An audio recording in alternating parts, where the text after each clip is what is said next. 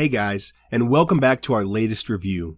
As our normal spiel goes, make sure you like our Facebook page and subscribe to our YouTube page.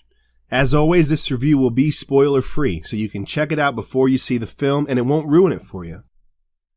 We want to thank you for tuning in. You know, you guys are the reason that we do this. Or it could be that we have a deep obsession for cinema and an unrelenting need to have everyone hear our opinions, but nah, it's for you guys. That's why we do it. Welcome to the Cinema R&R Reviews. This week, we're going to talk about the lesser-known sequel to Stephen King's masterpiece, The Shining, titled Dr. Sleep. Now, unless you've been living under a rock since 1980, you probably know that Stanley Kubrick directed an adaptation of The Shining that is arguably one of the most famous films in our pop culture era. Now, I know what you're thinking. Who would even try to attempt and follow this film up? I mean, there's so many iconic moments, lines, scenes, pictures, the whole thing. What could compare to it? Well, we gave Dr. Sleep an overall rating of 6.8 out of 10 points. And this means that we found this film to be pretty impressive.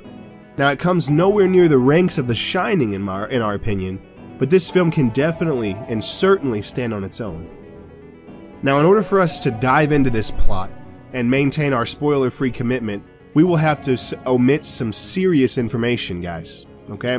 The film follows Danny, the young boy from The Shining, in his life after the events of The Shining.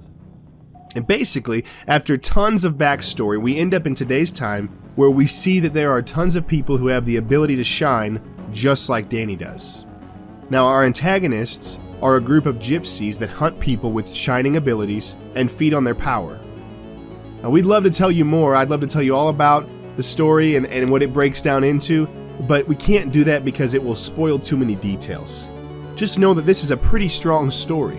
It truly stays original to itself, and it carries a deeper undertone about a man dealing with the trauma from his childhood and confronting it. We get to visit so many places from The Shining in this film. And between that gap, the consistency is nearly perfect. These films span almost 40 years apart.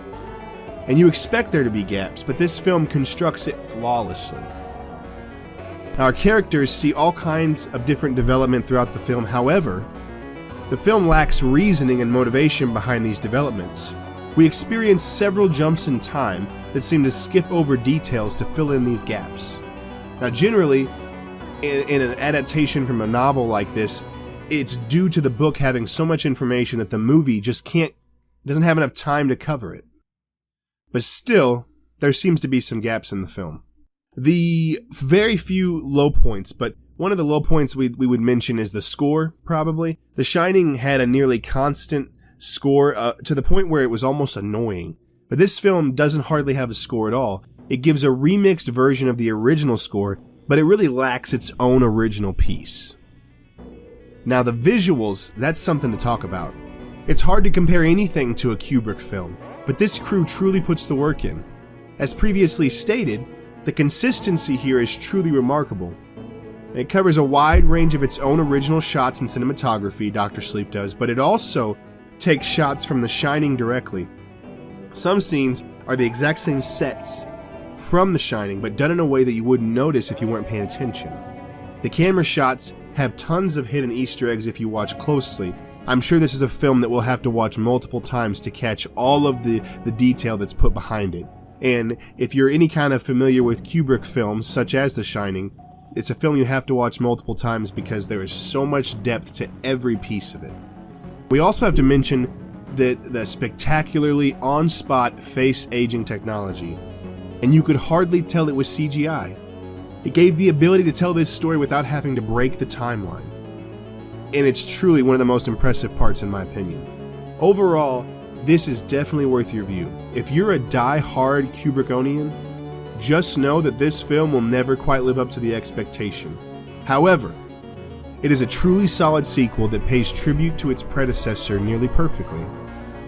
In an age of sequels, spin-offs, and reboots, this film stands out as a success. Alright guys, that's all the time we have today. Thank you for tuning in again. Make sure you leave a comment, let us know your opinion, your feelings, and like those pages, subscribe to that YouTube page, and don't forget, it's always a beautiful day in the cinema hood.